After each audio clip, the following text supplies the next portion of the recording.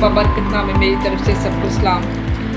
मेरी ज़िंदगी की गवाही कुछ इस तरह है कि जो पाक रूह दा मसा नहीं सी होया उदों मेरी ज़िंदगी में बहुत सारी मुश्किलात सी। हर वक्त दिल में डर खौफ रहिंदा सी कि मैं बीमार हो जा, पता नहीं मेरे की हो जाना है, की बनना है, की होना है।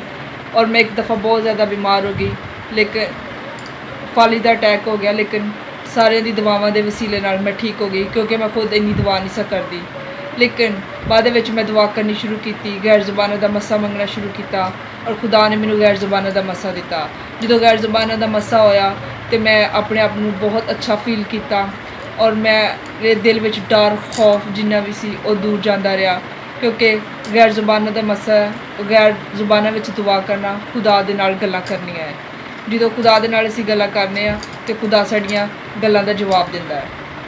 और मैं जो भी गैर ज़ुबाना में दुआ करती, जो मैनू गैर ज़ुबाना का मसा होया तो मैं सारी रात बह के गैर ज़ुबाना में दुआ करती रही। और जो भी मैं दुआ करनी तो यो मैं दुआ करती सा कि खुदावंदा मेरे हसबैंड नू भी रूह कुदस दा मसा होवे और मेरी छोटी बेटी ने भी रूह कुदस दा मसा होया। और जो मेरे हसबैंड रूह कुदस दा मसा होया तो असवर ने उहदे ते दुआ की तो वह भी गैर ज़ुबाना में दुआ करनी शुरू उन्हें भी कर दी। इस तरह असी दोवें जने बह के तो गैर ज़ुबाना में दुआ करने। और मेरी ख्वाहिश है कि मेरी चारों बेटियां भी गैर ज़ुबाना में दुआ करन। और खुदा का शुक्र है कि मैं गैर ज़ुबाना में जो भी खुदा को मंगया खुदा ने मैनू दिता है। खुदा का शुक्र है।